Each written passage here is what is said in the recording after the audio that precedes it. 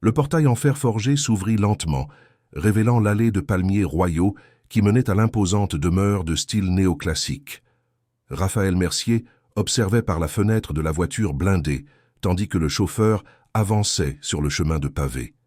18 mois s'étaient écoulés depuis la dernière fois qu'il avait franchi ce portail avec l'intention de rester, et non pas seulement de récupérer des documents ou d'échanger une valise entre deux vols. La propriété à Neuilly-sur-Seine, près de Paris, restait impeccable à l'extérieur avec ses jardins méticuleusement entretenus et sa façade blanche resplendissant sous le soleil de l'après-midi. Mais Raphaël savait que cette perfection extérieure cachait un vide qu'aucune somme d'argent ne pourrait combler. À 42 ans, Raphaël était connu sur le marché immobilier comme l'homme qui transformait des terrains abandonnés en projets luxueux. Son entreprise, Mercier Immobilier, avait érigé des dizaines d'immeubles commerciaux et résidentiels dans les grandes villes du pays. Les magazines économiques affichaient son visage en couverture avec des titres qui exaltaient son sens des affaires et sa capacité à anticiper les tendances du marché. Ce que ces publications ne montraient pas, c'était l'homme qui se réveillait seul dans des chambres d'hôtel 5 étoiles, incapable de distinguer s'il se trouvait à Dubaï, New York ou Shanghai. La voiture se gara devant l'entrée principale. Raphaël congédia le chauffeur d'un signe de la main et resta assis quelques instants, observant les fenêtres du premier étage. Là se trouvaient les chambres des filles. Les rideaux roses étaient fermés, comme ils l'avaient toujours été ces derniers temps. Il inspira profondément et sortit du véhicule, ne portant qu'une petite valise à main. Il n'avait pas l'intention de rester longtemps, jamais. Mais quelque chose ce jeudi après-midi-là l'avait poussé à annuler sa réunion à Nice et à prendre le premier vol de retour à la maison. La porte d'entrée n'était pas verrouillée. Il entra dans le hall en marbre travertin, ses pas résonnant dans l'environnement silencieux. Le lustre en cristal de Murano pendait du haut plafond, ses centaines de pampilles capturant la lumière qui entrait par les fenêtres latérales. Tout était exactement comme il s'en souvenait, et exactement comme il le craignait. Trop silencieux, trop vide. La maison ressemblait à un élégant mausolée, préservant des souvenirs trop douloureux pour être ravivés. Madame Thérèse apparut de la cuisine, s'essuyant les mains sur le tablier rayé qu'elle portait depuis des années. La gouvernante avait 63 ans et travaillait pour la famille Mercier depuis avant la naissance des triplés. Son visage rond et maternel montra de la surprise en le voyant, mais elle retrouva rapidement l'expression professionnelle qu'elle maintenait toujours. « Raphaël, nous ne vous attendions pas aujourd'hui, » dit-elle, ajustant une mèche de cheveux gris qui s'était échappée de son chignon. « Les filles sont dans leur chambre, comme toujours. » Il hocha la tête, posant la valise au pied de l'escalier en acajou. « Je suis venu sans prévenir, Thérèse. J'ai quelques affaires à régler ici à Paris et j'ai pensé dormir à la maison pour une nuit. » La gouvernante l'observa avec ce regard qu'il connaissait depuis l'enfance, quand elle travaillait chez ses parents. C'était un regard qui traversait les masques et les façades, qui voyait au-delà des mots soigneusement choisis. « Je comprends, monsieur. Je vais préparer votre chambre. Dînerez-vous à la maison? »« Oui, s'il vous plaît. »« Et les filles, comment vont-elles » Le silence qui suivit répondit plus que n'importe quel mot n'aurait pu le faire. Madame Thérèse baissa les yeux, lissant son tablier de ses mains calleuses par des décennies de travail. « Elles sont pareilles, monsieur Raphaël. Elles mangent, dorment, suivent la routine. Mais elles ne parlent pas. Pas même entre elles. » Raphaël sentit la poigne familière dans sa poitrine, cette sensation d'impuissance qui le poursuivait depuis l'appel téléphonique qu'il avait reçu à Genève, 18 mois auparavant. La voix tremblante de l'avocat de la famille, communiquant qu'il y avait eu un accident, que Camille n'avait pas survécu, que les filles étaient sous le choc, mais physiquement indemnes parce qu'elles n'étaient pas dans la voiture. Le souvenir le faisait encore serrer les poings involontairement. « J'aurais dû être là, » murmura-t-il, plus pour lui-même que pour la gouvernante. Madame Thérèse s'approcha de lui et posa une main douce sur son bras. « Vous travailliez, Raphaël. Vous construisiez l'avenir de la famille. » Il secoua la tête, amer. « À quoi bon construire des immeubles si je ne peux pas reconstruire mes propres filles ?» Avant que la gouvernante ne puisse répondre, un son doux résonna dans le couloir menant à la cuisine. C'était une voix féminine, jeune, fredonnant une mélodie que Raphaël ne reconnaissait pas. La voix était claire et délicate, berçant les notes avec une douceur qui semblait déplacée dans cette maison où le silence régnait en maître absolu. « Qui est-ce » demanda Raphaël, fronçant les sourcils. Madame Thérèse parut momentanément mal à l'aise. « C'est Marine, monsieur. Je vous en ai parlé au téléphone il y a 6 semaines, vous vous souvenez? J'ai demandé l'autorisation d'engager une aide supplémentaire. Le travail devenait trop lourd pour une seule personne. » Raphaël fouilla dans sa mémoire nébuleuse parmi les dizaines d'appels rapides qu'il avait pris entre réunions et vols. Vaguement, il se souvenait de Thérèse mentionnant quelque chose à propos d'une aide, mais à l'époque, il était en train de conclure l'achat d'un terrain à Lyon et avait juste murmuré une approbation distraite. « Oui, je me souviens. Une femme de ménage ? Plus. » « Que cela » expliqua la gouvernante, le conduisant vers la cuisine. « Marine étudie les sciences de l'éducation à l'université. Elle habite près de la Courneuve, prend 3 bus pour arriver ici. Elle aide au nettoyage, à l'organisation, et elle a une façon spéciale avec les filles. » Raphaël allait demander ce qu'elle voulait dire par là lorsqu'ils arrivèrent à la porte de la cuisine. La scène qui se dévoila devant lui fit battre son cœur à toute vitesse. La grande cuisine en marbre et aux appareils électroménagers de dernière génération était éclairée par la lumière dorée de fin d'après-midi. Près du comptoir, central, une jeune femme d'au plus 25 ans pliait des torchons avec des mouvements précis, tout en fredonnant. Elle portait une simple robe de coton bleu et avait les cheveux châtains attachés en queue de cheval sans artifice. Mais ce ne fut pas elle qui capta toute l'attention de Raphaël. Sur le sol en carrelage, assise sur un tapis coloré qui n'était certainement pas là auparavant, se trouvaient ses 3 filles, Isabelle, Hélène et Béatrice, âgées de 4 ans, des triplés identiques avec des boucles châtains et des yeux couleur miel qu'elles avaient hérités de leur mère. Elles étaient vêtues de t-shirts assortis, couleur lavande, et chacune tenait une poupée de chiffon. Elles ne parlaient pas, mais leurs yeux suivaient chaque mouvement de la jeune femme, et pour la première fois depuis des mois, Raphaël remarqua quelque chose de différent dans leurs expressions. Ce n'était pas exactement de la joie, mais il y avait une étincelle d'intérêt, un éclat d'attention qu'il n'avait pas vu depuis avant l'accident. La jeune femme, Marine, remarqua leur présence et interrompit son chant. Ses yeux rencontrèrent ceux de Raphaël, et il nota qu'ils étaient sombres, presque noirs, avec une profondeur qui contrastait avec son apparence juvénile. Elle s'essuya les mains sur son tablier et fit mine de s'approcher, mais Raphaël leva la main, lui demandant de rester où elle était. Il ne voulait pas briser ce moment, aussi fragile qu'il pût paraître. « Bonjour » dit Marine d'une voix douce mais ferme. « Vous devez être le père des filles. Madame Thérèse m'a beaucoup parlé de vous. » Raphaël se contenta de hocher la tête, incapable de détourner le regard de ses filles. Elles l'avaient remarqué, mais n'esquissèrent aucune réaction. Elles ne coururent pas pour l'embrasser, ne sourirent pas, ne dirent pas papa comme elles le faisaient avant. Elles se contentèrent de l'observer avec cette expression neutre qu'il avait appris à craindre plus que toute démonstration de colère ou de tristesse. « Je vois qu'elles sont à l'aise », commenta-t-il, et les mots sortirent plus froids qu'il ne l'avait voulu. Marine capta le ton mais ne parut pas intimidée. « Elles aiment rester ici dans la cuisine pendant que je travaille. C'est un espace accueillant, avec beaucoup de lumière naturelle. Les enfants perçoivent ces choses. »« Je comprends, » répondit Raphaël sans vraiment comprendre. « Thérèse, je dois monter et passer quelques appels. Pouvez-vous me prévenir quand le dîner sera prêt ?»« Bien sûr, monsieur. » Il se tourna pour partir, mais quelque chose l'arrêta. C'était peut-être la façon dont Isabelle, ou était-ce Hélène, serrait sa poupée de chiffon contre sa poitrine. C'était peut-être la manière dont Béatrice inclinait la tête, l'observant avec cette curiosité contenue. Ou peut-être était-ce simplement l'épuisement de moi à fuir une réalité qui l'attendait patiemment à chaque retour. « Quel âge avez-vous » demanda-t-il à Marine, sans embâge. « 24 ans, monsieur. J'ai terminé le lycée tard car j'ai dû travailler pour aider à la maison. Maintenant, je fais mes études supérieures le soir et je travaille la journée. Et vous êtes ici depuis combien de temps » ? 6 semaines. 6 semaines, 1 mois et demi pendant lequel il avait été en Espagne à négocier la construction d'un centre commercial, puis dans le sud de la France à évaluer des terrains côtiers, et finalement à des réunions interminables avec des investisseurs européens intéressés par ses projets. 6 semaines pendant lesquelles cette jeune inconnue avait été plus présente dans la vie de ses filles que lui. « Je vois » dit-il finalement. Bien, continuez votre travail.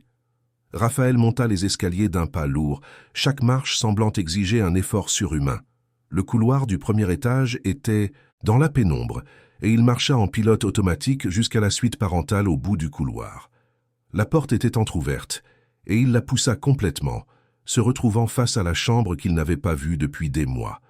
Tout était resté intact. Le lit king size avec des draps de lin blanc était impeccablement fait. La coiffeuse de Camille affichait toujours les mêmes flacons de parfum qu'elle utilisait, organisés par hauteur et tonalité. Les rideaux de soie restaient ouverts comme elle l'aimait, permettant à la lumière du matin d'inonder la pièce. Raphaël s'approcha de la commode et prit la photographie encadrée qui y reposait. L'image capturait un moment de pure félicité.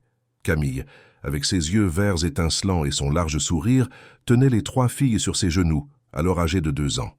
Elle riait, insouciante, entourée de ballons colorés lors d'une fête d'anniversaire. Raphaël se souvenait de ce jour avec une clarté douloureuse. Il avait pris la photo, faisant des grimaces ridicules pour arracher ses rires cristallins. C'était un homme différent à l'époque, ou du moins il aimait à le croire. Il remit la photo à sa place et s'assit au bord du lit, enfouissant son visage dans ses mains. La fatigue qu'il ressentait n'était pas seulement physique, c'était un épuisement de l'âme, un épuisement qu'aucune quantité de sommeil ne pourrait guérir. Il avait bâti un empire à partir de rien, transformé des quartiers défavorisés en résidences de luxe, convaincu des investisseurs sceptiques de miser des millions sur ses visions. Mais il était complètement impuissant face à 3 filles de 4 ans qui avaient simplement renoncé à parler. Les spécialistes qu'il avait engagés, les meilleurs de France et de l'étranger, avaient proposé des diagnostics variés. Mutisme sélectif, avaient dit certains. Traumatisme profond, avaient affirmé d'autres. Dépression infantile, avaient suggéré les plus inquiets. Tous s'accordaient sur un point. Les filles traitaient la perte à leur manière et les forcer à parler serait contre-productif. Ils avaient recommandé patience, routine, présence constante et aimante. Présence constante. C'était exactement ce que Raphaël ne parvenait pas à offrir. Chaque fois qu'il regardait ses filles, il voyait Camille. Il voyait la culpabilité imprimée dans ses propres yeux se refléter dans les leurs. S'il n'avait pas tant insisté pour conclure ce contrat personnellement, s'il était revenu quand Camille l'avait demandé, disant qu'elle se sentait dépassée avec les filles, s'il avait simplement été présent, son téléphone portable vibra dans la poche de son pantalon, le ramenant au présent. C'était un message de son associé, lui demandant la décision finale concernant le projet à Nice. Raphaël tapa une réponse rapide, reportant la conversation au lendemain, et mit l'appareil en mode silencieux. Pour aujourd'hui, au moins, il essaierait d'être là, d'être présent, même s'il ne savait pas exactement ce que cela signifiait. Le dîner fut servi à 20 heures, comme toujours chez les Mercier. Raphaël descendit ponctuellement et trouva la table de la salle à manger dressée avec un seul couvert. Le service de porcelaine blanche au filet doré brillait sous la lumière du lustre, et Madame Thérèse apparut de la cuisine, apportant un plateau de saumon grillé, de légumes vapeur et de riz sauvage. C'était un repas élégant, équilibré et complètement sans saveur pour Raphaël, qui mangeait plus par obligation que par plaisir. « Les filles ont déjà dîné ?» demanda-t-il, dépliant la serviette de lin sur ses genoux. « Oui, monsieur. Elles ont mangé à 18h30, comme d'habitude. Marine a préparé un risotto de potimarron qu'elles ont adoré. Enfin, adoré dans le sens où elles ont tout mangé sans résistance, précisa la gouvernante, connaissant le besoin de précision de Raphaël. Il coupa un morceau de saumon, mâcha mécaniquement et avala. Elle cuisine aussi ? Madame Thérèse tira une chaise et s'assit à côté de lui, chose qu'elle faisait rarement. L'informalité du geste alerta Raphaël qu'une conversation importante était à venir. « Monsieur Raphaël, je dois vous parler de Marine. » Il posa sa fourchette et lui accorda toute son attention. « Un problème ? Au contraire, » soupira la gouvernante. « C'est la meilleure chose qui soit arrivée dans cette maison depuis l'accident. » Raphaël sentit une pointe de quelque chose qu'il ne put identifier immédiatement. Jalousie ? Sentiment d'inadéquation ? Quoi qu'il en fût, ce n'était pas confortable. « Continuez, dit-il en gardant une voix neutre. Marine est arrivée ici il y a 6 semaines, comme je l'ai dit. Au début, c'était juste pour aider avec le gros nettoyage et l'organisation. Mais dès le premier jour, elle a eu une sensibilité particulière avec les filles. Elle n'a pas essayé de forcer l'interaction, n'a pas posé de questions invasives, ne les a pas traitées comme de pauvres petites. Elle a simplement commencé à chanter en travaillant. Et cela a fait une différence, toute la différence du monde, Raphaël. Les premiers jours, les filles restèrent dans leur chambre quand Marine était ici. Mais elle continuait à chanter, toujours des mélodies douces, de vieilles chansons que sa grand-mère avait l'habitude de chanter. Au bout d'une semaine, Isabelle apparut à la porte de la cuisine, observant simplement. Marine ne fit pas d'histoire. Elle sourit simplement et continua à travailler. Le lendemain, Hélène et Béatrice vinrent aussi. Raphaël repoussa son assiette, l'appétit complètement disparut.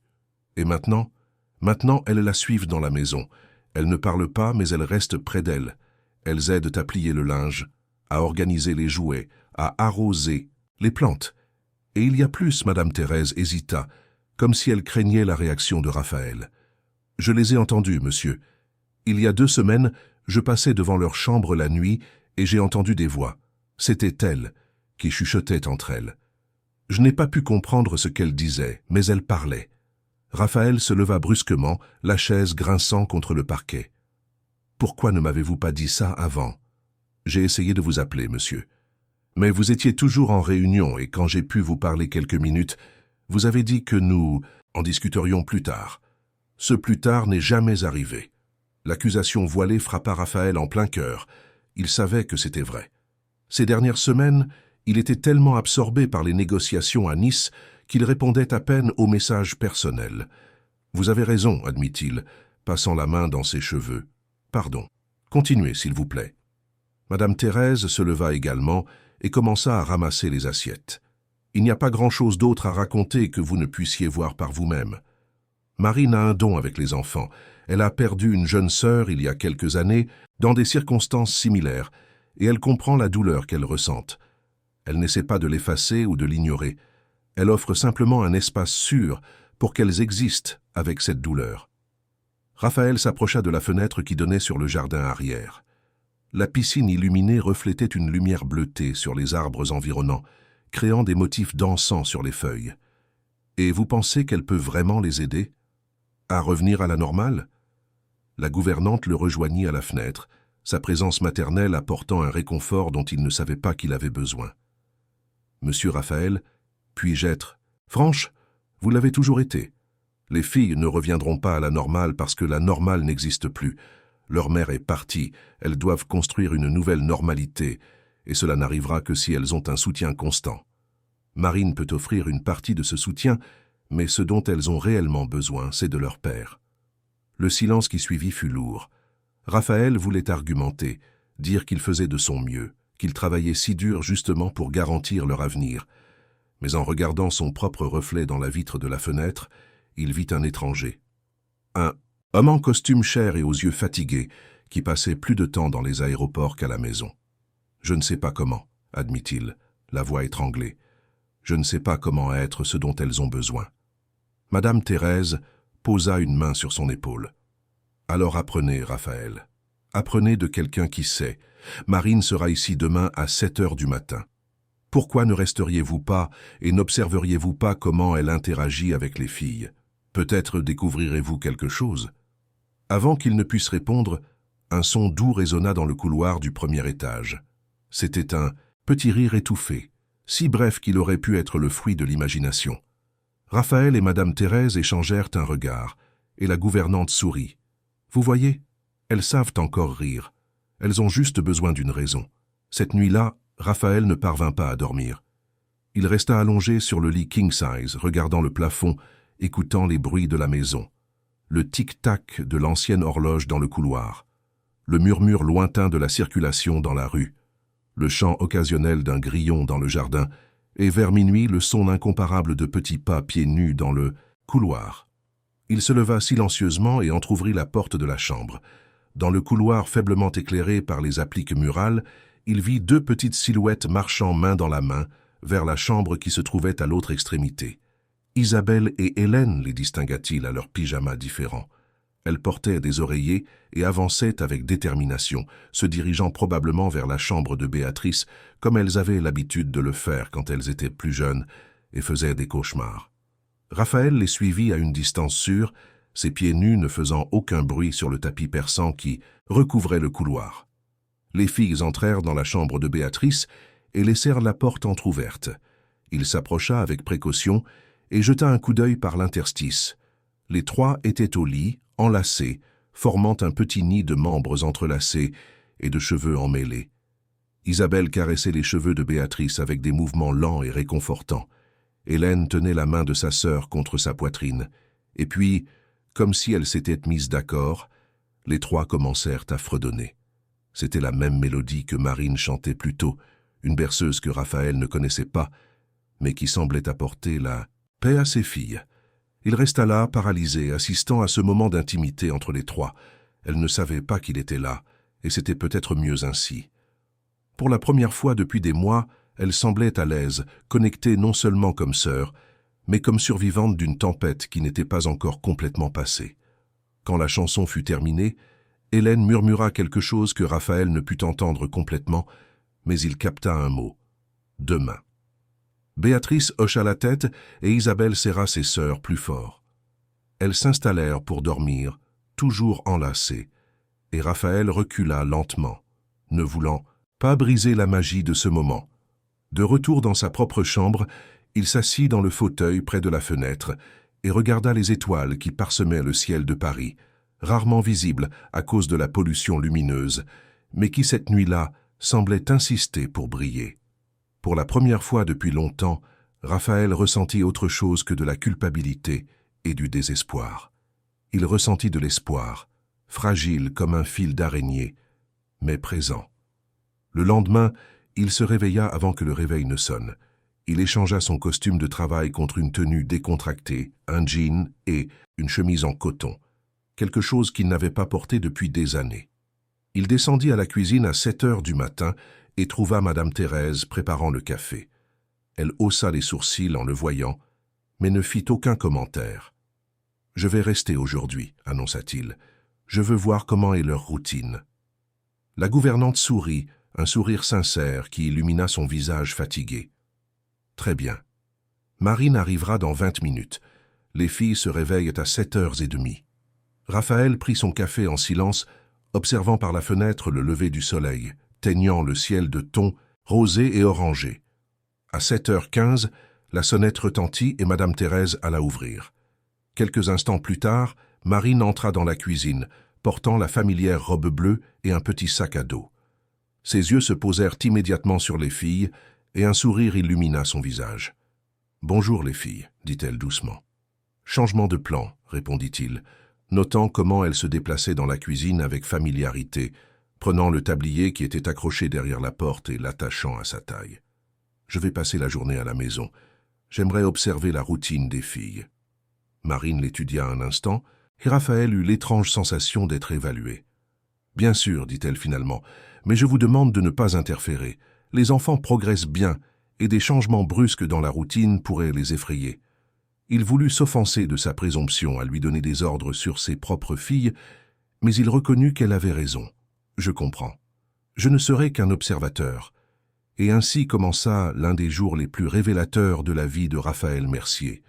Lorsque les filles descendirent pour le petit déjeuner, elles trouvèrent Marine fredonnant tout en préparant des crêpes. Elles portèrent des vêtements assortis, choisis par elles-mêmes, comme Madame Thérèse le lui informa plus tard, et s'assirent à la table de la cuisine, non pas dans la salle à manger formelle. Marine servit les crêpes avec une présentation amusante, utilisant des fruits pour faire des visages souriants dans les assiettes. Les filles ne sourirent pas, mais leurs yeux brillèrent légèrement. Raphaël observait depuis un coin discret, se sentant comme un intrus dans sa propre maison. Durant toute la matinée, il accompagna la routine. Marine ne traitait pas les filles comme des patientes ou des victimes. Elle leur parlait normalement, même en sachant qu'elle ne recevrait pas de réponse verbale. « Tu veux m'aider à arroser les plantes, Isabelle ? Béatrice, peux-tu me prendre ce livre, s'il te plaît ? Hélène, je crois que ta poupée a besoin d'un bain, tu ne crois pas ? » Et les filles répondaient, non pas avec des mots, mais avec des actions. Elles prenaient l'arrosoir, cherchaient le livre, amenaient la poupée à l'évier. Il y avait de la communication là, Raphaël le réalisa. Ce n'était juste pas le type qu'il attendait ou comprenait. En fin d'après-midi, alors que le soleil commençait à se coucher, Raphaël fut témoin de quelque chose qui allait tout changer. Marine était dans la cuisine, préparant le goûter, quand elle commença à chanter une chanson plus animée, tapotant légèrement sur les bords de l'évier. Les filles, qui jouaient avec de la pâte à modeler à table, levèrent les yeux. Isabelle fut la première à se lever, s'approchant timidement. Marine lui tendit la main, et la petite fille l'accepta sans hésitation. Hélène suivit, puis Béatrice. Et alors, quelque chose de magique se produisit. Marine les souleva, une par une, les installant assises sur le comptoir de marbre. Leurs petits pieds nus balançaient dans les airs pendant qu'elles continuaient de chanter, faisant maintenant des gestes amusants avec les mains. Et alors, comme un miracle que Raphaël n'aurait jamais imaginé voir, Isabelle laissa échapper un petit rire. Ce fut bref, presque inaudible, mais il était là. Une seconde plus tard, Hélène rit aussi, et Béatrice se joignit au chœur de rires cristallins qui emplirent la cuisine.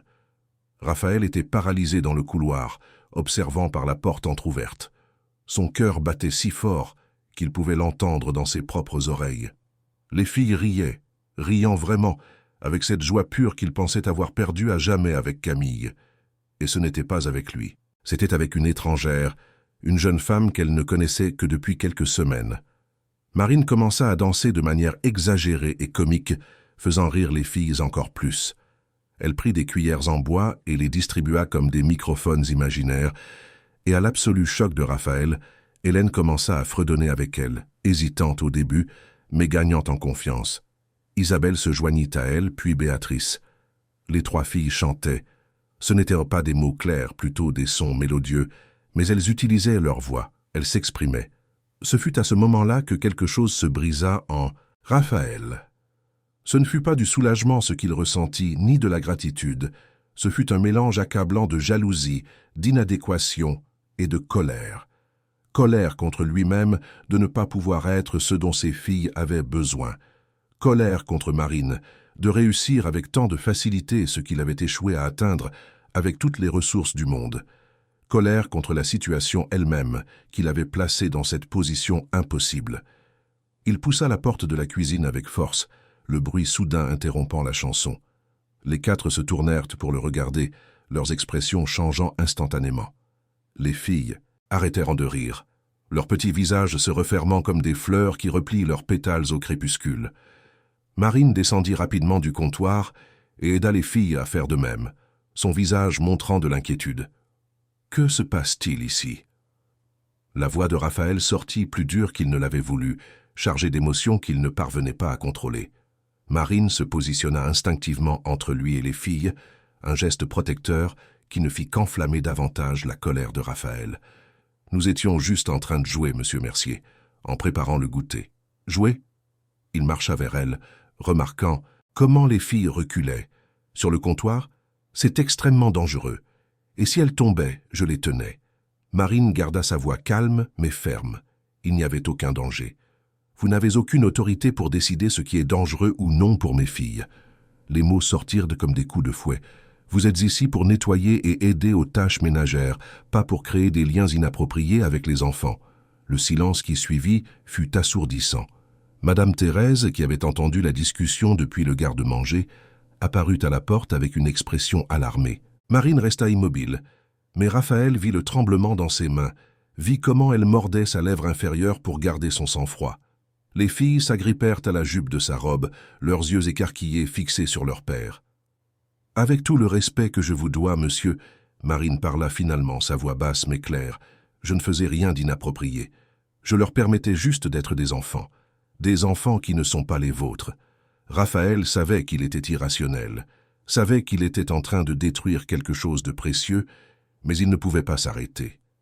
Il ne pouvait pas supporter la douleur de voir que quelqu'un avait réussi à atteindre ses filles alors qu'il restait en dehors d'un mur invisible. « Vous êtes viré. Je veux que vous preniez vos affaires et que vous quittiez ma maison immédiatement. »« Raphaël !» Madame Thérèse intervint, horrifiée. « Vous ne pouvez pas, je peux et je viens de le faire, » coupa-t-il, évitant de regarder la gouvernante, car il savait qu'il verrait de la déception dans ses yeux. « Marine, je vous remercie pour vos services, mais ils ne sont plus nécessaires. Vous recevrez le paiement intégral du mois. Vous pouvez partir. » Marine regarda les filles. Et Raphaël vit des larmes se former dans ses yeux. Elle s'agenouilla, se mettant à leur hauteur, et caressa doucement le visage de chacune. « Vous êtes des petites filles très spéciales, » murmura-t-elle, la voix étranglée. « N'oubliez jamais cela. Et n'arrêtez jamais de chanter, d'accord ?» Les filles ne répondirent pas, mais Isabelle tendit la main et toucha le visage de Marine, un geste si tendre qu'il serra douloureusement le cœur de Raphaël. Hélène commença à pleurer silencieusement, des larmes coulant sur ses joues roses. Béatrice s'agrippa à la blouse de Marine avec force, refusant de lâcher prise. Marine dut se dégager délicatement des petites mains qui s'agrippaient à elle. Elle se leva, redressa ses épaules et marcha vers la porte, s'arrêtant juste pour prendre le petit sac à dos qu'elle laissait dans l'armoire du couloir. Quand elle passa devant Raphaël, ses yeux rencontrèrent les siens, et il y vit non de la colère mais de la pitié, et cela lui fit plus mal que n'importe quelle accusation n'aurait pu le faire. « Je regrette que vous ne puissiez pas voir ce qui compte vraiment, » dit-elle doucement, juste pour qu'il l'entende. « Vos filles n'ont pas besoin d'argent ou de thérapeute, coûteux. Elles ont besoin d'amour constant et d'une présence réelle. J'espère que vous le découvrirez avant qu'il ne soit trop tard. » Et puis elle partit, fermant doucement la porte d'entrée derrière elle, comme si même en partant, elle se souciait de ne pas faire de bruit qui puisse effrayer les enfants. Le bruit de la porte qui se refermait résonna dans la maison comme un présage. Raphaël se retourna pour regarder ses filles. Ce qu'il vit le déchira. Les trois étaient immobiles, là où Marine les avait laissées, regardant la porte par laquelle elle avait disparu. Elles ne pleuraient plus, ne faisaient plus aucun son. Elles étaient revenues à cette expression vide, ce silence sépulcral que Raphaël avait appris à craindre. « Les filles, » commença-t-il, s'approchant les mains tendues, « venez, je vais vous préparer le goûter. » Isabelle fut la première à bouger. Elle tourna le dos à son père et marcha vers les escaliers. Hélène et Béatrice la suivirent comme de petits soldats en file. Raphaël les appela, mais elles ne regardèrent pas en arrière, montant les marches avec une détermination silencieuse qui brisa quelque chose en lui. « Vous avez commis une terrible erreur. » La voix de Madame Thérèse était tremblante, d'émotion contenue. « Une erreur que je ne sais pas si vous pourrez réparer. » Elle essayait de prendre la place de leur mère. Raphaël se défendit, bien qu'il sût que la justification était faible. « Non, Raphaël. » La gouvernante secoua la tête, déçue. Elle leur donnait ce que vous refusez de leur donner.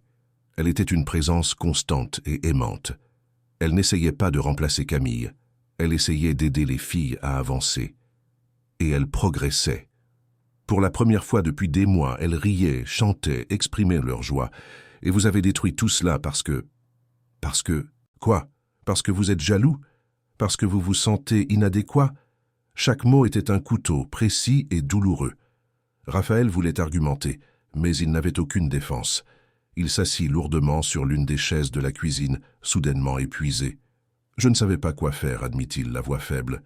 Je les ai vues heureuses avec elle, et j'ai réalisé que je ne pourrais jamais faire ça, que je suis un échec en tant que père. » Madame Thérèse s'assit à côté de lui et prit ses mains.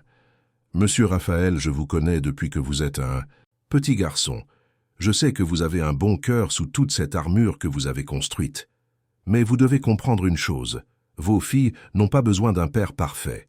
Elles ont besoin d'un père présent. Marine n'était pas la solution, elle n'était qu'un pont. Un pont que vous venez d'incendier. Et maintenant ?» Raphaël la regarda avec des yeux désespérés. « Maintenant, vous faites face aux conséquences, » répondit-elle, sa voix plus douce. « Et vous décidez si vous allez continuer à fuir ou si vous allez enfin vous battre pour vos filles. » Cette nuit-là, Raphaël resta éveillé, écoutant les sons venant de la chambre des filles. C'étaient des sanglots étouffés, des chuchotements angoissés qu'il ne parvenait pas à déchiffrer. Plusieurs fois, il se leva pour aller les voir, mais s'arrêtait toujours devant la porte fermée, incapable de tourner la poignée. Que dirait-il? Comment expliquerait-il qu'il avait détruit la seule source de joie qu'elles avaient trouvée? Dans les semaines qui suivirent l'accident, un psychologue pour enfants avait averti Raphaël que les enfants pouvaient le blâmer pour l'absence de leur mère, puisqu'il voyageait lorsque cela s'était produit. Qu'elle pourrait associer ces départs constants à l'abandon. Raphaël avait rejeté l'idée à l'époque, mais maintenant, en entendant les pleurs silencieux de ses filles, il réalisa que le spécialiste avait raison.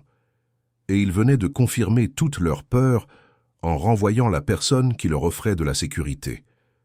Le lendemain matin, les filles ne descendirent pas pour le petit déjeuner. Madame Thérèse monta les vérifier et revint avec une expression sombre. Elles sont dans leur chambre, en pyjama, assises par terre, sans rien faire. Même les jouets ne les intéressent pas. C'est comme si elles avaient complètement régressé. Raphaël monta les escaliers d'un pas lourd. Il frappa doucement à la porte et entra sans attendre de réponse. Les trois étaient exactement comme Thérèse l'avait décrit, assises en cercle sur le tapis, regardant dans le vide. Il tenta de leur parler, mais ce fut comme parler à des statues. Il leur offrit des jouets, des bonbons, des dessins animés à la télévision. Rien ne provoqua de réaction. Ce fut en regardant plus attentivement autour de la chambre que Raphaël remarqua quelque chose qui le fit s'arrêter. Sur le lit de Béatrice, il y avait 3 dessins faits au crayon de cire. Il s'approcha et les examina avec une attention croissante. Le premier montrait une figure féminine aux cheveux châtains et une robe bleue, entourée de 3 figures plus petites. Le second était un arc-en-ciel vibrant au-dessus d'une maison. Le troisième était un papillon coloré avec les mots « Reviens nous voir » écrits de manière maladroite et enfantine en dessous. Raphaël prit les dessins de ses mains tremblantes. Les filles avaient fait cela. Elles avaient dessiné Marine. Elles avaient demandé qu'elle revienne. Et lui, avec son orgueil blessé et sa jalousie irrationnelle, avait gâché leur chance de bonheur. Raphaël passa le reste de la journée dans son bureau, regardant les dessins qu'il avait posés sur la table en acajou. Chaque ligne irrégulière, chaque couleur choisie avec un soin enfantin, était une accusation silencieuse de son échec. Il tenta de travailler, d'ouvrir des emails, de réviser des contrats, mais les mots s'embrouillaient devant ses yeux. Tout ce qu'il voyait, c'était 3 petites filles réclamant quelqu'un qui l'avait éloigné. En fin d'après-midi, Madame Thérèse frappa à la porte et entra sans attendre la permission, chose qu'elle ne faisait que lorsque la situation était grave. Elle apportait une tasse de café qu'elle déposa sur la table, mais Raphaël savait qu'elle n'était pas venue seulement pour cela. « Elles ne sont toujours pas sorties de leur chambre », informa la gouvernante croisant les bras sur sa poitrine. « Elles n'ont rien mangé de la journée. Quand j'essaie de leur parler, elles me regardent simplement à travers, comme si j'étais transparente. » Raphaël passa les mains sur son visage, sentant le poids de chaque mauvaise décision qu'il avait prise ces derniers mois. « Que dois-je faire, Thérèse ? Dites-moi quoi faire, et je le ferai. » La gouvernante s'assit sur la chaise devant la table, chose qu'elle n'avait jamais faite en toutes ses années de travail.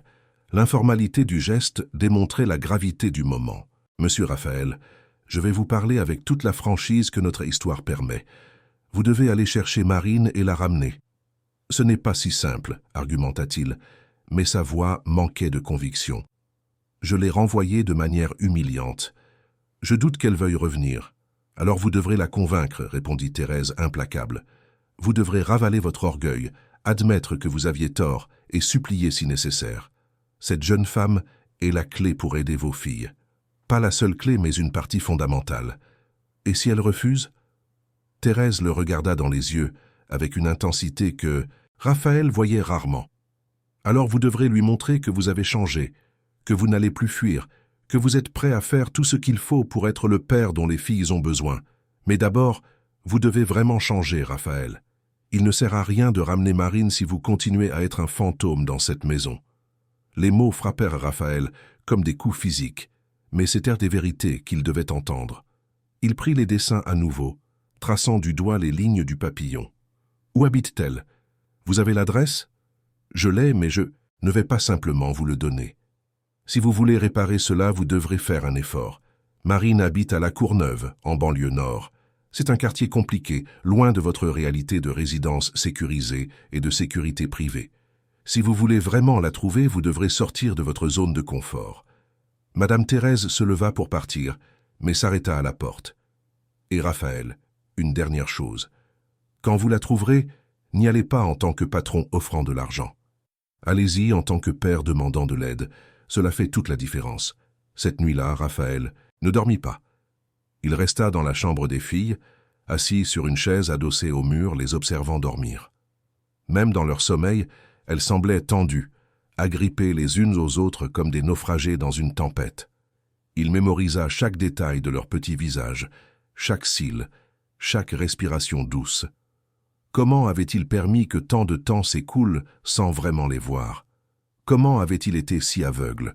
Le lendemain matin, il enfila des vêtements simples et sortit sans prévenir personne, emportant seulement son téléphone portable et les 3 dessins soigneusement pliés dans sa poche. Il congédia le chauffeur et prit sa propre voiture, un SUV noir qu'il conduisait rarement. Il programma le GPS pour la Courneuve et commença le voyage à travers Paris. Le trajet fut une révélation. Raphaël traversa des quartiers qu'il n'avait jamais visités, vit des réalités qu'il ne connaissait qu'à travers les journaux télévisés. Les manoirs et les immeubles à façade de verre de Neuilly-sur-Seine firent place à des constructions plus modestes, puis à de simples maisons, et finalement à de petites habitations précaires et des rues étroites, où la voiture de luxe attirait une attention indésirable. Il se gara dans une rue commerçante et continua à pied, suivant les indications du GPS. Les gens le regardaient avec curiosité et méfiance. Il était clairement déplacé avec ses vêtements coûteux, même s'ils étaient simples, et sa façon maladroite de marcher dans des rues non pavées. Il arriva finalement à l'adresse que Thérèse lui avait donnée après de nombreuses insistances. C'était une petite maison en maçonnerie, peinte d'un bleu délavé, avec des grilles aux fenêtres et un petit jardin devant, où poussaient quelques fleurs résistantes. Raphaël hésita devant le portail en fer, soudainement incertain. Que dirait-il? Comment commencerait-il? Avant qu'il ne puisse se décider, la porte d'entrée s'ouvrit et une femme d'une 50aine d'années apparut, s'essuyant les mains sur un torchon. Elle l'examina de haut en bas avec des yeux méfiants. « Puis-je vous aider ?»« Bonjour !» Raphaël s'éclaircit la gorge, nerveux. « Je cherche Marine. Marine Dubois. C'est sa maison. Et qui veut savoir ?» La femme ne relâcha pas sa posture défensive. « Mon nom est Raphaël Mercier. Je suis le père des enfants pour qui elle a travaillé. »« Travaillé » répéta la femme amère, « jusqu'à ce que vous la mettiez dehors sans même une explication correcte. Je sais très bien qui vous êtes, monsieur. Mercier. Ma fille a pleuré toute la nuit après ce que vous avez fait. » Raphaël sentit la honte lui brûler le visage. « Vous êtes sa mère ? Oui. Et je suis venu vous prévenir que ma Marine ne reviendra pas chez vous.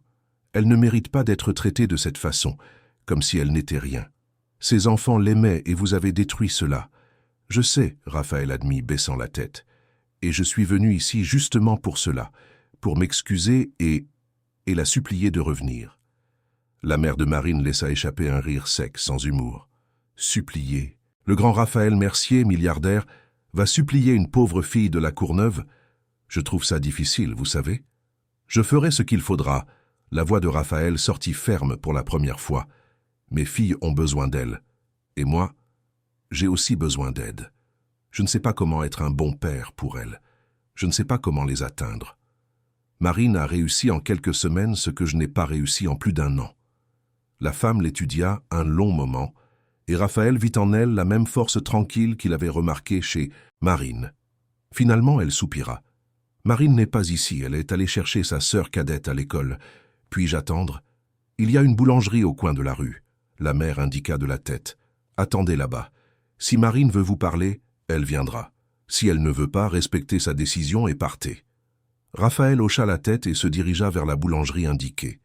C'était un petit établissement accueillant, avec des tables en formica et l'odeur réconfortante du pain frais. Il commanda un café et s'assit près de la fenêtre d'où il pouvait voir la Maison Bleue. Il passa près d'1 heure là, le café refroidissant dans la tasse, observant la rue animée. Des enfants couraient en jouant, des vendeurs de rue passaient annonçant leurs produits, des voisins conversaient sur les trottoirs. Il y avait une vitalité là, un sentiment de communauté que le manoir de Neuilly-sur-Seine n'avait jamais eu.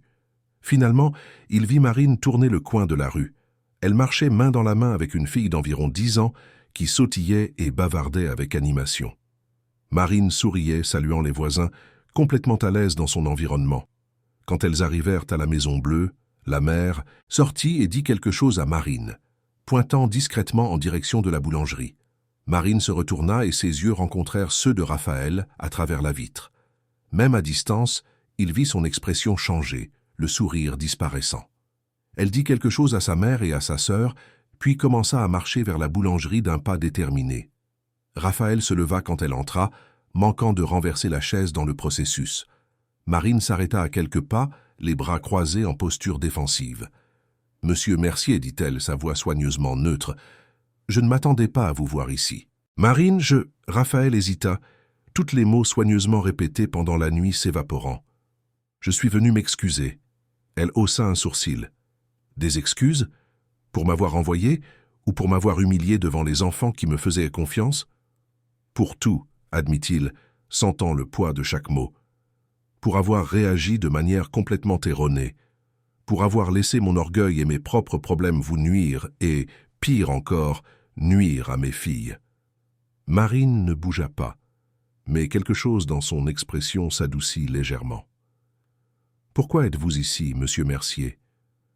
Raphaël sortit les dessins de sa poche et les lui tendit. « Parce qu'elles ont demandé que vous reveniez, et parce que j'ai réalisé que j'avais tort, surtout. » Marine prit les dessins de ses mains tremblantes, et Raphaël vit des larmes se former dans ses yeux quand elle les examina.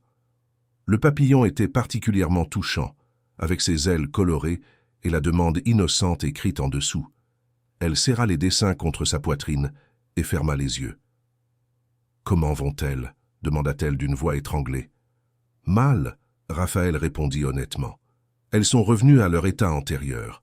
Elles ne parlent pas, ne mangent pas correctement, ne sortent pas de leur chambre. C'est comme si tout le progrès que vous aviez réussi avait disparu en un instant. » Marine essuya ses larmes du revers de la main et redressa ses épaules. « Je suis vraiment désolé pour elle, monsieur Mercier, mais je ne peux pas revenir. S'il vous plaît, » Raphaël fit un pas en avant et Marine recula d'un pas. « Je paierai le double. Le triple.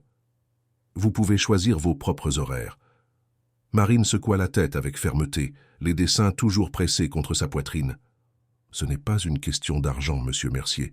Ça ne l'a jamais été, vous ne comprenez vraiment pas, n'est-ce pas? Alors faites-moi comprendre. » Raphaël implora, et pour la première fois depuis des années, il ne se soucia pas de montrer sa vulnérabilité devant quelqu'un. « S'il vous plaît. » Marine regarda autour de la boulangerie, remarquant que quelques personnes les observaient avec curiosité. « Allons marcher, dit-elle, sortant sans attendre de réponse. » Raphaël la suivit dans les rues du quartier, se tenant à ses côtés, tandis que Marine marchait avec détermination. Ils passèrent devant une petite place où des enfants jouaient sur des balançoires rouillés, devant une église à la peinture écaillée, devant des maisons modestes où la vie se déroulait avec une simplicité que Raphaël enviait. Finalement, Marine s'arrêta à un point de vue improvisé, un espace entre deux constructions d'où l'on apercevait une partie de la ville au loin. Elle s'appuya sur la rambarde de protection et resta silencieuse un instant avant de parler.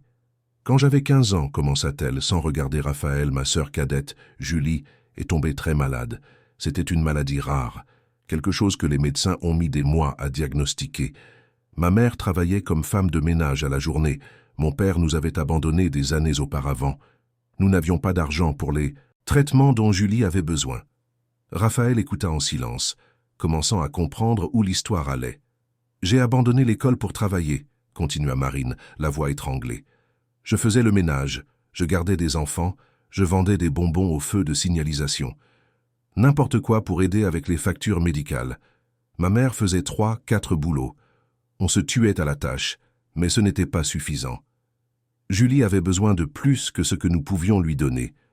Et que s'est-il passé ?» Raphaël demanda doucement. Marine essuya une larme qui coulait sur son visage. « Elle est partie, il y a 3 ans. Elle n'avait que 12 ans. Les derniers mois, je la voyais à peine parce que j'étais toujours au travail. Je pensais que je faisais la bonne chose, vous savez. Je pensais que si je travaillais assez dur, je pourrais la sauver. Mais quand elle avait besoin de moi, quand elle m'appelait la nuit, je n'étais pas là parce que j'étais épuisé par le travail. »« Je suis désolé, » Raphaël dit, et il l'était sincèrement. Marine se tourna finalement pour lui faire face, et ses yeux sombres brillaient de larmes et de détermination. « J'ai appris une terrible leçon. Avec ça, monsieur Mercier. J'ai appris que les enfants n'ont pas besoin d'argent. Ils ont besoin de présence. Julie ne voulait pas de jouets chers ou de traitements dans des hôpitaux privés. Elle voulait que je sois là, lui tenant la main, lui chantant des chansons, la faisant rire. Et j'ai échoué à cela. Mais vous essayez de l'aider de la seule façon que vous connaissiez. Et vous aussi, répondit Marine. Vous travaillez si dur pour assurer un avenir financier sûr à vos filles. Mais pendant ce temps, vous perdez leur présent. Vous perdez les premiers sourires après la tragédie, les premiers mots timides, les premiers pas de retour à la vie. Et cela, Monsieur Mercier, ne revient pas. Ce temps perdu, ces souvenirs non créés, sont pour toujours. Raphaël sentit comme si elle avait appuyé sur une plaie ouverte. « Je sais, » admit-il, la voix rauque. « Je sais que je leur fais défaut. C'est pourquoi j'ai besoin de vous. J'ai besoin de quelqu'un qui sache ce qu'il fait. » « Non. » La réponse de Marine fut ferme, presque en colère. « Vous n'avez pas besoin de moi. Vous avez besoin de vous-même. Vous devez être présent, Monsieur Mercier, pas comme un visiteur occasionnel qui apparaît entre deux voyages, mais comme un vrai père. Vos filles ont peur de s'approcher de vous parce qu'elles savent que vous allez repartir. Elles savent qu'elles vont commencer à faire confiance, à aimer, et puis vous partirez pour conclure une nouvelle affaire, construire un nouvel immeuble, gagner 1 million de plus. » Les mots étaient durs, mais Raphaël savait qu'ils étaient vrais. « Et vous ?» demanda-t-il. « Pourriez-vous revenir et aider ?» Marine reprit les dessins, les regardant avec tendresse. « J'aime ces petites filles, confessa-t-elle. Durant les semaines que j'ai passées avec elles, j'ai créé un vrai lien. Voir leur progrès, entendre le premier rire, le premier murmure, a été comme guérir une partie de moi qui était brisée depuis que j'ai perdu Julie. Mais je ne peux pas revenir juste pour être renvoyé à nouveau quand vous vous sentirez incertain ou menacé. Je ne ferai plus ça, Raphaël promit. Je le jure. » Marine l'étudia un long moment. Et les voyages, les affaires à l'étranger, les mois d'absence. « C'est fini, » Raphaël répondit, se surprenant lui-même par la certitude dans sa voix. « Je vais annuler tous les engagements internationaux. Je vais passer les affaires qui exigent des voyages à mon associé. Je vais rester à Paris, je serai présent. Ce sont des mots faciles à dire, Monsieur Mercier, difficiles à tenir. Je sais, c'est pourquoi je vous demande de me donner une chance de prouver. Revenez, non pas pour moi, mais pour les filles. Et je promets que je ferai ma part. J'apprendrai à être le père dont elles ont besoin. » Marine resta silencieuse un long moment, regardant la ville qui s'étendait devant eux. Quand elle parla finalement, sa voix était chargée d'émotions contenues. « J'ai besoin de garanties, » dit-elle. « J'ai besoin de savoir que cela n'arrivera. »« Plus, que voulez-vous » Raphaël demanda, prêt à accepter presque n'importe quoi. « Premièrement, je veux un engagement réel de votre part. Annulez les voyages, travaillez de chez vous, soyez présents au repas, à l'heure du coucher, les week-ends. Les filles ont besoin de routine et de prévisibilité. C'est fait. Deuxièmement, continua-t-elle, si je reviens, ce ne sera pas seulement comme employé. Je ferai partie de l'équipe de soins des filles, et vous devez me faire confiance. Vous ne pourrez pas me renvoyer à la première poussée de jalousie ou d'insécurité. » Raphaël déglutit difficilement, mais hocha la tête. « D'accord. Et troisièmement, » Marine le regarda directement. « Vous avez besoin de thérapie. Pas seulement les filles. Vous portez aussi un traumatisme et une culpabilité qui vous empêchent d'être un bon père. Vous devez travailler là-dessus. » La suggestion prit Raphaël par surprise. « Thérapie ? Vous pensez que seuls les enfants ont besoin d'aide professionnelle ?» Marine haussa un sourcil. « Monsieur Mercier, vous avez perdu votre épouse de manière traumatisante. Vous gérez clairement votre culpabilité, vous évitez de faire le deuil, et vous projetez vos inadéquations sur les filles. Vous avez besoin d'aide autant qu'elles. » Raphaël voulut argumenter, se défendre, mais il réalisa qu'elle avait raison. Une fois de plus, cette jeune femme de 24 ans démontrait une sagesse qu'il, avec toute son expérience et son succès, ne possédait pas. « C'est d'accord, » accepta-t-il. « Je vais chercher un thérapeute. » Marine parut surprise qu'il ait accepté si facilement. « Sérieusement ? Sérieusement ? Je ferai ce qu'il faudra. » Elle soupira, et Raphaël vit la résistance commencer à se défaire. « J'ai besoin de temps pour réfléchir, » dit-elle finalement. « Ce n'est pas une décision simple pour moi. J'ai besoin de parler à ma mère, à ma sœur. J'ai besoin d'être sûr de faire la bonne chose. Combien de temps avez-vous besoin ?»« Donnez-moi 3 jours, » Marine répondit. « 3 jours pour décider si je peux croire que vous allez vraiment changer. » Raphaël voulait la supplier de décider immédiatement, mais il reconnut qu'elle avait tout à fait le droit d'être prudente. « 3 jours, » accepta-t-il. « Puis-je vous appeler ? » « Je préfère que non. Si je décide de revenir, j'apparaîtrai à la maison le 4e jour. Si je n'apparais pas, cela signifie que ma réponse est non. » Raphaël sentit le désespoir lui serrer la poitrine, mais se força à hocher la tête. « Je comprends. Et Marine, avant que vous ne partiez, je veux que vous sachiez que vous avez raison. Surtout. Et même si vous décidez de ne pas revenir, merci. Merci d'avoir montré à mes filles qu'il existe encore de la bonté dans le monde. » Marine cligna rapidement des yeux, repoussant les larmes qui menacèrent de couler. « Ce sont des enfants spéciales, monsieur Mercier. Elles ont juste besoin de quelqu'un qui les voit de cette façon. » Elles se retournèrent pour revenir, marchant en silence par la même route qu'elles avaient parcourue. Quand elles arrivèrent devant la Maison Bleue, la mère de Marine observait depuis la fenêtre. Marine s'arrêta au portail et regarda Raphaël une dernière fois. « 3 jours, répéta-t-elle. « 3 jours, Raphaël confirma. Il l'observa entrer dans la maison, les dessins toujours dans ses mains, et resta là un instant avant de retourner à sa voiture. Le trajet de retour vers Neuilly-sur-Seine sembla plus long, chaque feu de signalisation, un rappel de la distance qui existait non seulement géographiquement, mais entre des mondes complètement différents. Quand il arriva à la maison, Madame Thérèse l'attendait à la porte avec une expression anxieuse. « Et alors ? Elle va réfléchir, » Raphaël répondit, soudainement épuisé. « 3 jours pour décider. »« Et vous ?» demanda la gouvernante. « Que ferez-vous pendant ces 3 jours ?» Raphaël regarda l'escalier qui menait à la chambre des filles. « Je vais faire ce que j'aurais dû faire il y a longtemps. Je vais être un père. » Il monta les escaliers avec une détermination renouvelée et frappa doucement à la porte de la chambre. Il n'obtint pas de réponse, mais entra quand même. Les 3 filles étaient dans la même position qu'avant, assises par terre, regardant dans le vide. Raphaël s'assit sur le tapis avec elles, ignorant à quel point la position était inconfortable pour quelqu'un habitué aux chaises en cuir italien. « Bonjour, les filles, » commença-t-il, sans savoir exactement quoi dire. « Je sais que je n'ai pas été un bon père ces derniers temps. En fait, je n'ai pas été un père présent depuis longtemps. Et je suis vraiment désolé pour cela. » Les filles ne réagirent pas, mais il continua. « Je suis allé voir Marine aujourd'hui. Elle va bien. Et je lui ai montré les beaux dessins que vous avez faits. Elle a été très émue. » Un léger tremblement chez Béatrice. Raphaël considéra cela comme un progrès. Dans les 3 jours qui suivirent, Raphaël vécut une transformation qu'il ne croyait lui-même pas possible. Le lendemain matin de sa visite à Marine, il annula toutes les réunions prévues pour les prochaines semaines et appela son associé, Édouard, lui communiquant qu'il redistribuait les responsabilités. La réaction d'Édouard fut un choc, mais aussi de la compréhension. « Raphaël, tu en as vraiment besoin, » dit l'associé. « Tes chiffres sont excellents, mais quiconque te voit réalise que tu te détruis de l'intérieur. » Raphaël prit également rendez-vous avec une psychologue spécialisée dans le deuil, indiquée par Madame Thérèse. La première séance fut douloureuse, exposant des blessures qu'il avait soigneusement enfouies sous des couches de travail et de déni.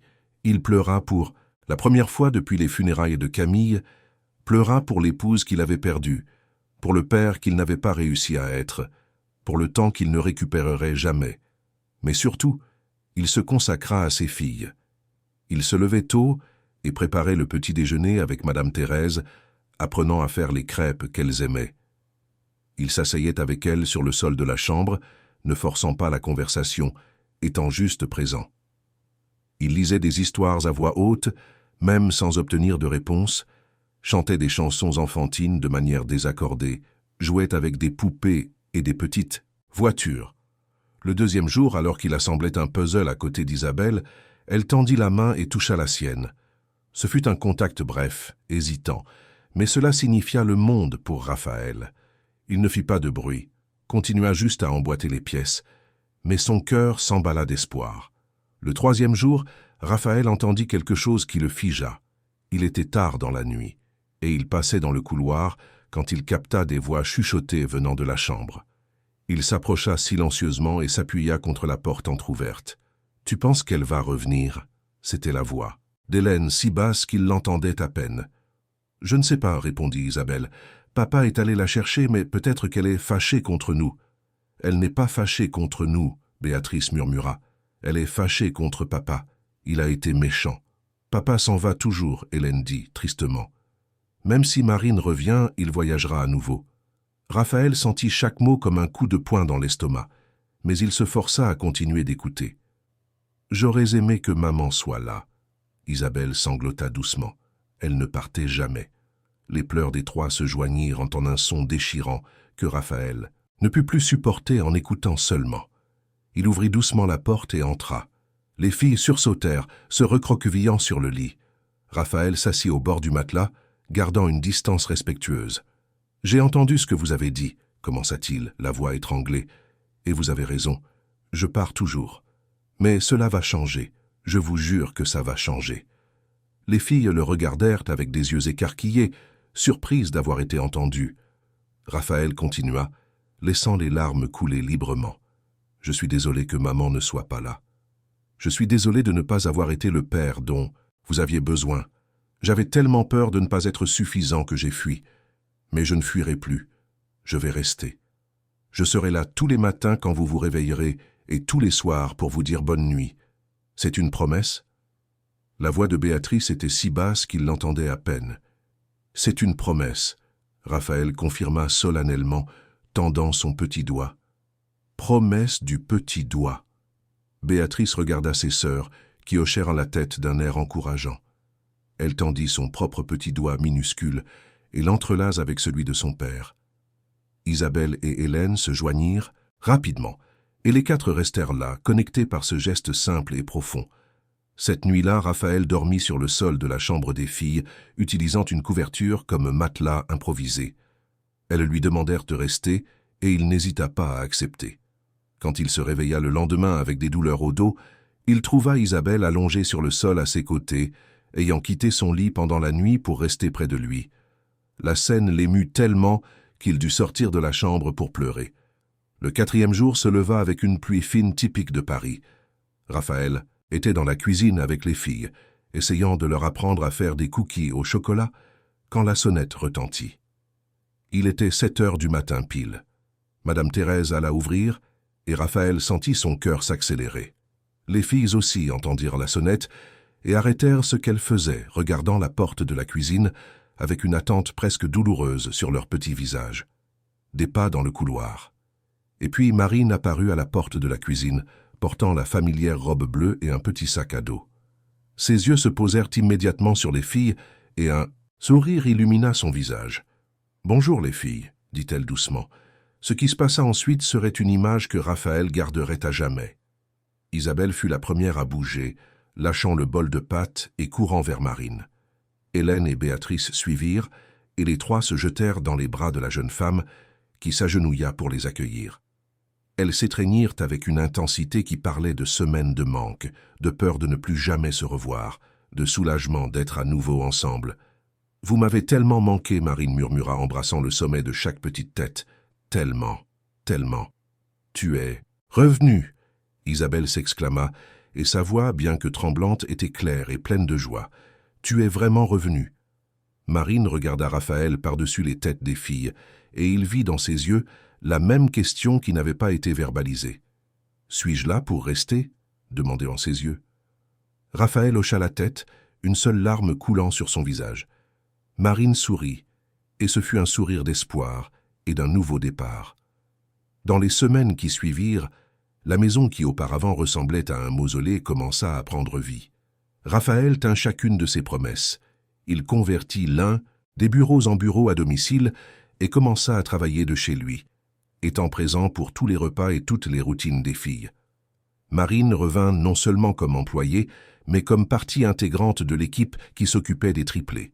Mais le plus important fut ce que Raphaël apprit de Marine. Il observa comment elle interagissait avec les filles, comment elle validait leurs sentiments sans essayer de les réparer immédiatement, comment elle offrait de la sécurité par la cohérence et la présence. Lentement, il commença à appliquer ses leçons. Il y eut des moments difficiles, des jours où les fils régressaient, se refermant à nouveau, des nuits où elles se réveillaient en pleurant, appelant leur mère. Mais maintenant Raphaël était là, les tenant, leur permettant de pleurer, pleurant avec elles si nécessaire. La thérapie a également aidé. Raphaël commença à traiter sa propre culpabilité et son deuil, à comprendre que fuir la douleur ne l'éliminait pas, mais la reportait simplement. Il apprit à se pardonner de ne pas avoir été présent lorsque Camille est décédée, à accepter que certaines choses sont hors de notre contrôle. 6 mois plus tard, par un après-midi ensoleillé de samedi, Raphaël, Marine et les filles étaient dans le jardin. Madame Thérèse avait suggéré qu'ils plantent les fleurs préférées de Camille, des gerberas colorés, comme une façon d'honorer sa mémoire sans l'éviter. Les filles étaient enthousiastes, chacune avec ses propres gants de jardinage et ses petites pelles colorées. Marine montrait où creuser, et Raphaël les aidait à positionner les jeunes plants avec soin. C'était une scène domestique simple, mais chargée de signification. « Papa » Béatrice appela, et Raphaël était encore ému chaque fois qu'il entendait ce mot. « Tu penses que maman peut nous voir » Raphaël considéra la question avec sérieux. « Je pense que oui » répondit-il, honnêtement. « Je pense qu'elle est toujours près de nous, surtout quand nous sommes tous ensemble. »« Elle serait heureuse » Hélène demanda, désignant les fleurs qu'elle plantait. « Très heureuse » Raphaël assura, et il réalisa qu'il y croyait. « Camille a toujours voulu que vous soyez heureuse, et vous voir rire, jouer, grandir, cela la rendrait très fière. » Isabelle resta silencieuse un instant, regardant les fleurs. « Alors, je serai heureuse pour elle, » déclara-t-elle avec la détermination que seule une enfant de 4 ans possède. « Je rirai beaucoup pour qu'elle entende. Nous trois, oui. » Hélène acquiesça, et Béatrice hocha la tête vigoureusement. Marine observait la scène avec des larmes aux yeux, et Raphaël lui lança un regard de gratitude profonde. Elle avait tout changé, non seulement pour les filles, mais pour lui aussi. Elle lui avait appris qu'être présent était plus précieux que n'importe quel immeuble qu'il pourrait construire, que l'amour constant valait plus que n'importe quelle fortune qu'il pourrait accumuler. Quand elles eurent fini de planter toutes les fleurs, Raphaël suggéra que chacune fasse un vœu. Les filles fermèrent les yeux avec sérieux. « J'ai demandé à ne plus jamais avoir peur », partagea Isabelle. « J'ai demandé à ce que Marine ne parte jamais », ajouta Hélène, faisant sourire Marine émue. « Et j'ai demandé à ce que papa reste toujours », Béatrice conclut, regardant directement Raphaël avec ses yeux couleur miel, si semblables à ceux de Camille. Raphaël s'agenouilla, se mettant à leur hauteur. « Ce vœu est déjà réalisé, promit-il, les serrant toutes les trois. Je ne vais nulle part. Vous êtes avec moi pour toujours. »« Promesse du petit doigt » dirent les trois à l'unisson, et Raphaël rit, entrelaçant son doigt avec celui de chacune. « Promesse du petit doigt » À ce moment-là, un papillon orange se posa délicatement sur l'une des gerberas fraîchement plantées. Les filles l'observèrent avec fascination, et Marine inspira doucement. Raphaël sentit un frisson parcourir son échine. Camille avait toujours dit que les papillons étaient des messagers d'espoir. « C'est maman », Béatrice murmura avec une conviction absolue. Elle dit que tout va bien. Raphaël n'était pas particulièrement spirituel, mais à cet instant, observant le papillon se poser et voler gracieusement, entouré par ses filles qui recommençaient enfin à sourire, et par la jeune femme qui les avait aidés à retrouver le chemin les uns vers les autres, il se permit de croire. Croire que Camille approuvait, croire qu'ils iraient bien, croire que, même à travers la douleur la plus profonde, il était possible de trouver l'espoir et de reconstruire ce qui semblait irrémédiablement brisé. Le papillon vola une fois de plus autour du groupe, avant de disparaître dans le ciel bleu, et Raphaël ressentit une paix qu'il n'avait pas éprouvée depuis des années. Ce n'était pas la fin de la douleur ou du deuil, il savait que ces choses prendraient du temps, peut-être une vie entière, pour être complètement traitées. Mais c'était un début, un nouveau chapitre pour sa famille, construit non pas sur la perfection ou l'absence de douleur, mais sur une présence constante, un amour inconditionnel et le courage de rester même quand fuir semblait plus facile. Cette nuit-là, après que les filles se furent endormies, Raphaël resta dans le jardin, observant les fleurs qu'elles avaient plantées. Marine le rejoignit, apportant 2 tasses de thé. « Merci » dit Raphaël simplement, acceptant la tasse. « Pour tout, pour ne pas avoir abandonné. » Marine sourit. « Ce n'est pas vous qui avez eu besoin de moi, monsieur Mercier. C'était le contraire. Aider vos filles m'a aidé à guérir mes propres blessures. Cela m'a donné un but que j'avais perdu. Vous pouvez m'appeler Raphaël, demanda-t-il. Je crois que nous avons dépassé la formalité, non ? Elle rit doucement. Raphaël, alors. Ils restèrent dans un silence confortable pendant quelques minutes avant que Raphaël ne parle à nouveau. J'ai décidé de créer un fonds de bourse d'études, annonça-t-il, pour les jeunes de la Courneuve qui veulent étudier les sciences de l'éducation ou des domaines connexes. Il s'appellera Fonds Julie, en hommage à votre sœur. » Marine se tourna vers lui, les yeux écarquillés. « Raphaël, vous n'avez pas besoin de... » « Je sais que je n'en ai pas besoin, » l'interrompit-il gentiment. « Mais je le veux. Vous m'avez appris que la vraie richesse ne réside pas dans ce que nous accumulons, mais dans ce que nous partageons, dans ce que nous construisons ensemble. Et si je peux utiliser mes ressources pour aider davantage de jeunes comme vous à réaliser leurs rêves, alors c'est ce que je ferai. » Marine l'embrassa impulsivement, et Raphaël lui rendit son étreinte, sentant qu'il avait gagné non seulement une alliée dans l'éducation de ses filles, mais une véritable amie. Les mois se transformèrent en années, les filles grandirent, et avec elles, grandit aussi la capacité de Raphaël à être le père qu'elles auraient toujours dû avoir. Il y eut des défis, des rechutes, des moments de doute. Mais à travers tout cela, il resta présent, constant, aimant. Marine devint plus qu'une simple aide. Elle devint tante honoraire, confidente, pont entre le monde privilégié des filles et des réalités plus larges. Elle termina ses études en sciences de l'éducation avec mention et ouvrit sa propre école maternelle à La Courneuve, financée en partie par Raphaël, où elle appliquait les mêmes techniques d'amour et de présence qu'elle avait utilisées avec les triplés.